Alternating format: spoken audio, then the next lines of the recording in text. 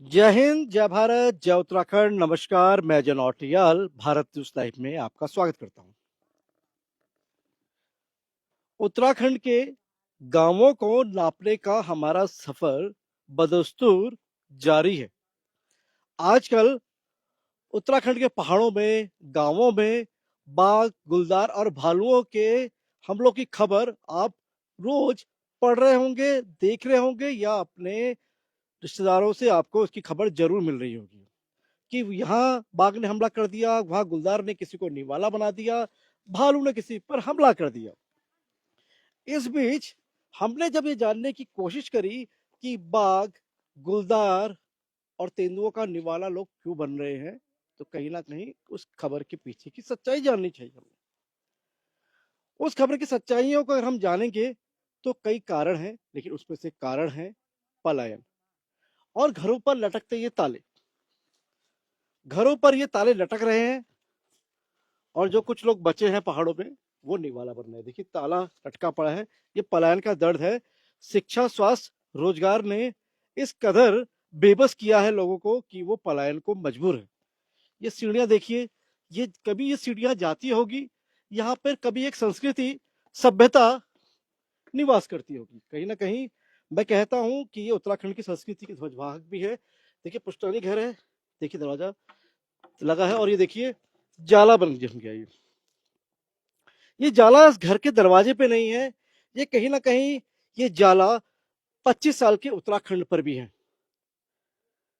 जो ये सरकारें हैं, मकड़ी के जाले की तरह कहीं ना कहीं यहाँ पर भी जो है, हमारी जो उत्तराखंड की जो मूल मुद्दे हैं वो कहीं ना कहीं उलझ के रह जा रहे हैं।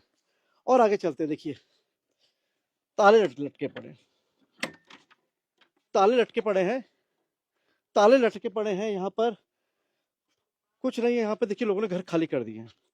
ये ताले पटके पड़े हैं, आप जहाँ जाएंगे कुछ नहीं। अब हम नीचे करते हैं, हम नीचे भी दिखाने की कोशिश करते हैं। मेरे कैमरा सहयोगी आप तक हर वो तस्वीर पहुंचाने की कोशिश कर रहे हैं जो आपको उत्तराखंड का सच दिखा पाए। देखिए, देख लीजिए, देख लीजिए, ये ताले लग गए हैं। कभी यहाँ पे गौशालाएं होती होगी, रसोई होती होगी, जहाँ माँ अपने हाथों से रोटी बनाती होगी, खिलाती होगी बच्चों को, और पूरे घर परिवार के जो लोग हैं वो नीचे पालती मार के भोजन करते होंगे और कहीं ना कहीं संस्कृति पे नाच करते होंगे। लेकिन शिक्षा, स्वास्थ्य, रोजगार एक ऐसा मुद्दा रहा कि पलायन करने को बेबस हुए लोग। मैं दिखाऊंगा ये घर, ये तस्वीर, या सिवाय कुछ पोस्टरों के कुछ नहीं दिखता। अभी चुनाव हुए कुछ दिन पहले, सिवाय पोस्टरों के कुछ नहीं दिख रहा। ये घर भी अब प्रचार तंत्र का एक माध्यम हो गए हैं, दीवार पे पोस्टर चिपकाने का। देख लीजिए चीजें, तो वहां भी घर है, देख लीजिए। और कहीं ना कहीं एक सवाल भी है।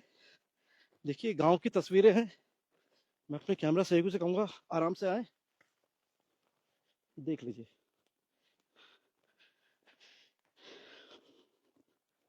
घरों पे ताले लटक गए हैं, देख लीजिए, देख लीजिए। ये ताले लटके पड़े हैं। ये तीसरे दशक का उत्तराखंड है और उसकी तस्वीरें हैं, ऊपर देख लीजिए, ताले लटके पड़े हैं, है? जब भी ये घर बनाया होगा, लोग यहाँ रहते होंगे, कुछ ना कुछ एक सपने बुने होंगे उस उत्तराखंड के लिए। संभव है कि आंदोलनों में भी शामिल हुए हों, जो उत्तराखंड हमें मिला। लेकिन उसके बाद उत्तराखंड को क्या मिला, ये आज बड़े सवाल हैं। और कहीं ना कहीं ये जो जमीनें हैं, खेतियां जो हैं, वो बंजर हो रही है।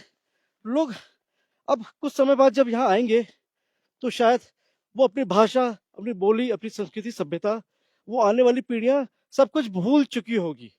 अगर हम उनसे बोलेंगे कि भाई उत्तराखंड का क्या कल्चर है, तो वो शायद आपको नहीं बता पाएंगे। ये दुर्भाग्य है कि उत्तराखंड किस दिशा में आगे बढ़ रहा है। ये एक बहुत बड़े सवाल है और इन सवालों का जवाब हमें समय रहते खोजना होगा। इतनी खूबसूरत वादियां हैं, उसके बावजूद भी लोग अगर यहाँ से पलायन कर रहे हैं, क्योंकि कोरोना के समय लोगों ने जाना कि स्वस्थ हवा और वायु का मोल क्या है। उस ऑक्सीजन के लिए लोग भटक रहे थे। लेकिन कहीं ना कहीं एक रिवर्स पलायन भी बहुत ज़रूरी है और सरकारों को भी चाहिए कि कोई ठोस नीति बनाए ताकि लोग के जो घर हैं, परिवार हैं, पहाड़ हैं, वो बचे रहें।